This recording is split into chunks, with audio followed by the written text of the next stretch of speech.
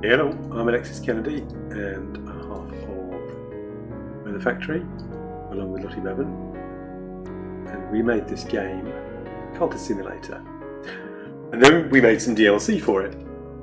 Now, 3 of those bits of DLC are there's a lot of new mechanics in them, but they work like the main game. Ultimately, it feels different, but you're still doing cultisty sort of things. In the Exile, we did something very different. We really pushed the boat out in Exile. Big bit of DLC. It's bigger than all the other 3 put together. None of those we spent more than a month on. Exile we spent 3-4 months. And that's partly because it's a bit of a last hurrah to Cultist. We may never come back and do another DLC. Partly because I got carried away. I convinced Lottie that we should spend some more time on it and do something a bit special. I'll talk a bit more about that. But today I want to talk through some of the history and some of the design intentions, decisions in Cultist, in the Exile. So first of all, I've seen a couple of people describe this game as magical Ozark. The Netflix series, not necessarily the bit of geography. And that's bang on, because actually I started thinking about Ozark when I started thinking about Exile when I was watching Ozark. So straight off the bat, Ozark's a show about somebody who unexpectedly has to launder an extraordinary amount of drug money in a quiet part of America. And it's sort of noirish and delightfully over the top. Exile is the opposite of traditional cultists in that you never have to worry about money. You don't suffer from hunger, you don't suffer from disease, you do suffer from a lot of very cross people with knives and guns pursuing you across Europe. Oh, there's one of them now. And I wanted people to stop feeling like they had to go to work every day and start feeling like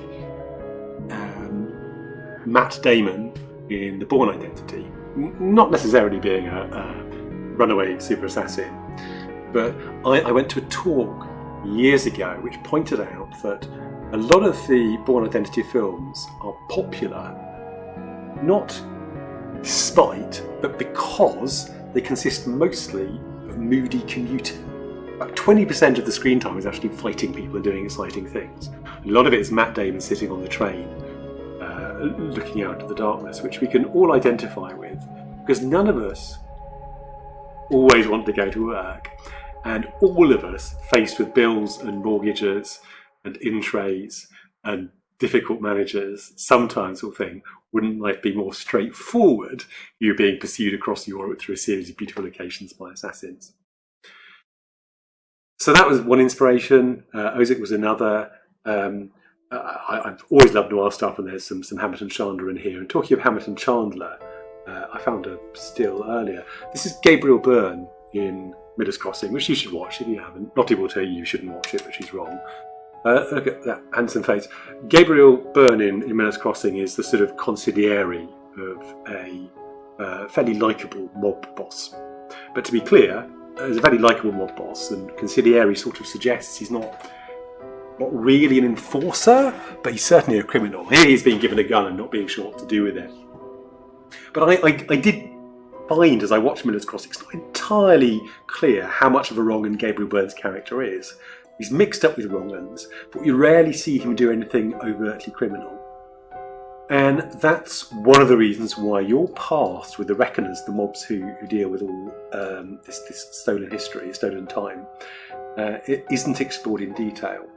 There's a couple of suggestions, one down in Alexandria, where people imply that you parted company with your original employer because of some sort of moral difference, but I really left that open. So, although there is a character, in the same way there's a character in the original Cultist, it makes some assumptions about what's driving you. It leaves an awful lot up to you, including your name, of course. Chew! Right. Now, I don't know which cities are going to get on this playthrough, so this is fun. Prague. Here's my wound, and I just want to bring out the lore. I mentioned that the protagonist in Exile has an identity, and let me actually just get this in here. So what I'm going to do, perfect timing, I'm going to set off my reconnoitre, which is 30 seconds. No, I'm not. I've fucked it up. What I was going to do is set off my reconnoitre when this had 29.4 seconds to run, so that the reconnoitre would finish just after the timer. So if it picked up a trace, then it wouldn't trigger the initial timer. Never mind, but there's a tip for you if you're struggling with that. I'll talk about traces in a moment. Gabriel Byrne, Miller's Crossing, the character having a personality of their own.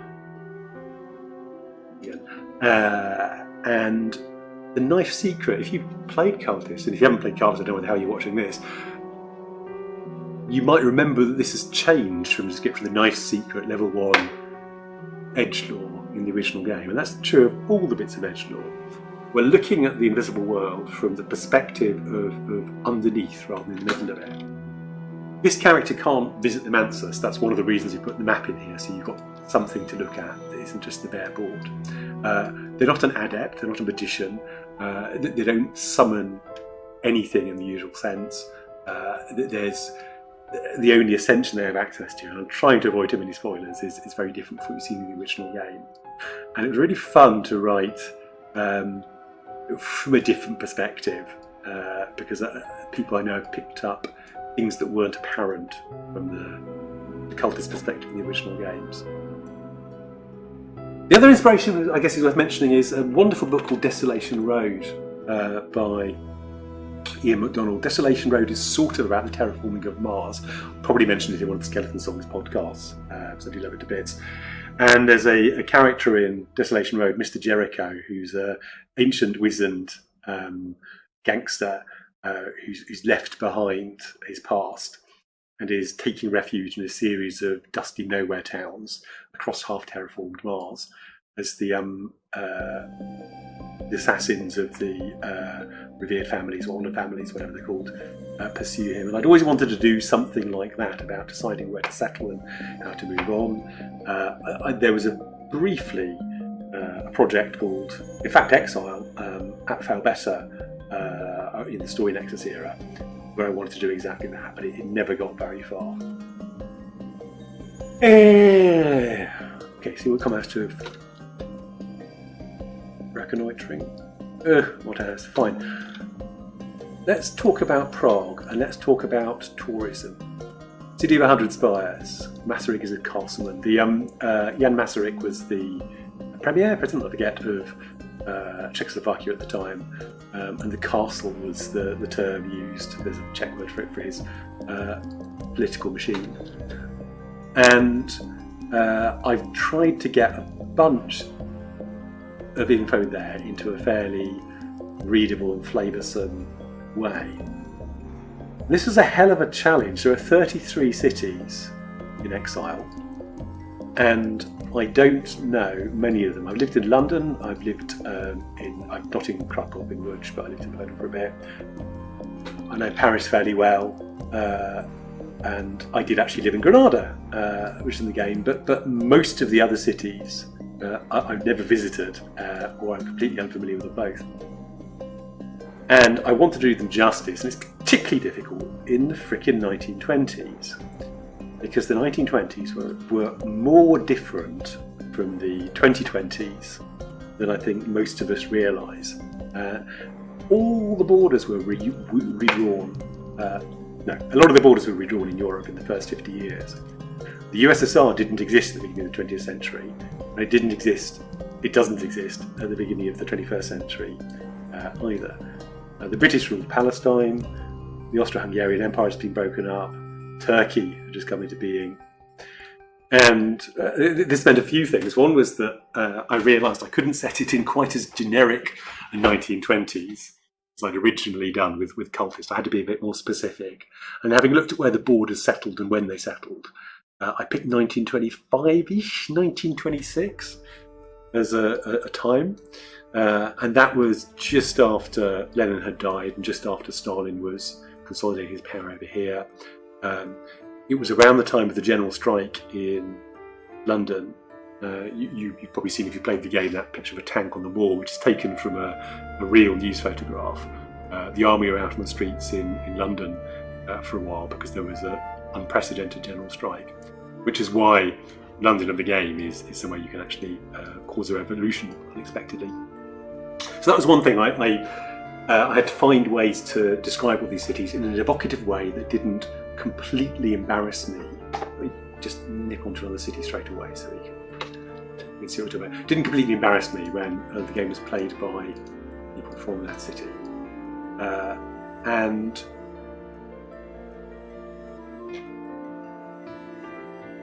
So you may have noticed I actually put out a call on the blog for people to share memories or snippets from those cities. Give me a bit more. Here's a really good example of history. I'll come back to that. Share snippets from their experience of those cities. So, for example, somebody sent me a wonderfully evocative description of what mist Venice is like and how big a part of the city it is, and that gave me the description of Venice. But what I wanted to avoid doing was the sense that I'd just gone through Wikipedia and guidebooks, although in fact obviously I had gone through Wikipedia and guidebooks. And very often when you're playing games that visit famous cities, from Assassin's Creed on down really, and I like Assassin's Creed I should say, there is this sense that somebody looked at the skyline and said, we need to make sure we get that big landmark in. So when Lottie drew some of the art, most of the art, and Clockwork Cuckoo, who are regular freelancers was, did the rest, we explicitly looked at trying to find scenes that looked like the place in question, but weren't immediately identifiable as the place in question. So you won't see Big Ben in London because it's a tourist cliche. You won't see the Eiffel Tower in Paris, and you won't see the Hagia Sophia in Istanbul's card. But hopefully you can look at the card and think, yeah, that looks like it could be somewhere in Turkey, somewhere in Egypt, somewhere in England. And I try to limit it to 1 or 2 sentences, because as soon as you start getting into 3 or 4 or 5 sentences describing the place, you end up with a travelogue effect, you end up expecting more, and also you don't read it when you're passing through 10, 20, 30 cities in a game. You very quickly start skimming. And this is something I learned early on in games writing, is the point at which your player starts skimming your text. You're writing your text for yourself, possibly your manager. You're not writing it for the player. Complications, sometimes you want text they can delve into if they do come back to it later, but there's an awful lot of extraneous text in games, and I'm trying my tiny part to do the best about that. This is called Renishaken because of a weird episode in history around the time. I didn't know until I started refreshing my memory on 1920s history that France occupied the Rhineland for, I think, about 5 years at this point. They were just pulling out of it by the time we got to 1925. And it was because Germany had been dilatory on paying war reparations, because Germany was in a terrible state at the time. But it's something we don't think about when we think about the First and Second World War. To be clear, France occupied part of Germany for longer than the entire First World War occurred, and that was one of many disastrous things that led to the gigantic disaster of nationalists taking power in Germany at the time. It was easier to do because the French were in there, but of course the French would say there are good reasons for that. Anyway, they tried to set up this independent state in the Rhineland, which really didn't work out, even by the standards of new independent states in 1920s Europe. But that's why I called it Renishaken, even though at the time it wasn't a phrase with much currency.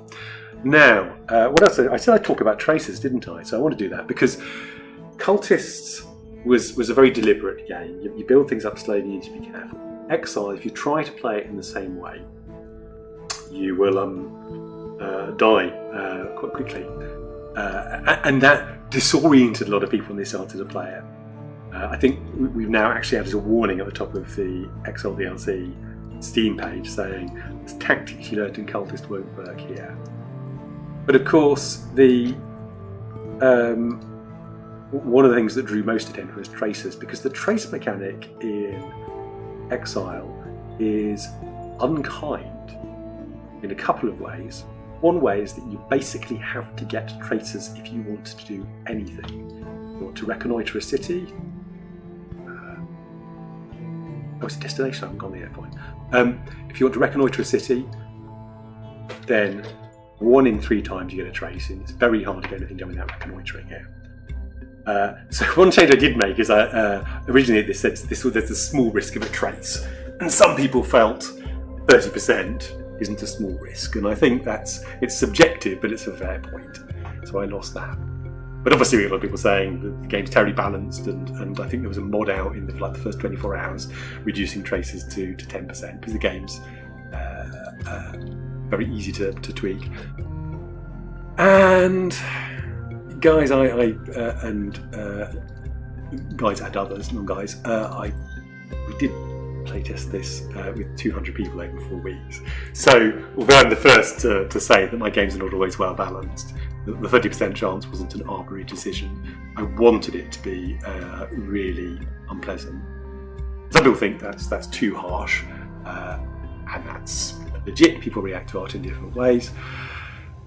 But one thing I would have done differently, having thought about it, is keep the chance the same and make it card-based rather than effectively die roll-based. At the moment, there's just a 30% chance whenever you reconnoitre that you'll get a trace. And if instead we had, say, 10 cards in a pool, 3 of which gave you traces, and you drew one of them every time, that would mean you never got more than 6 traces back to back. And the thing about probability, when a lot of people are playing a game, and about 500,000 people have installed Cultist now on PC alone, although sadly we didn't get paid for all of those, because a lot of them were in the Humble Bundle. 500,000 people have played Cultist. So however unlikely something is, it'll happen eventually. And somebody will post about their shitty run of luck and often suggest that the RNG is balked. So when I'm sitting in front of my spreadsheet, I can quite handily think you'll only get 10 traces in a row, 30%, the power of 10 times, which is an infinitesimal number. But sooner or later that will happen. Somebody will have a bad experience. So I think I might go back in and tweak it so it's card-based rather than dice-based. But very much the experience I want people to have is that you will constantly get traces, and they will often turn up at unfriendly times.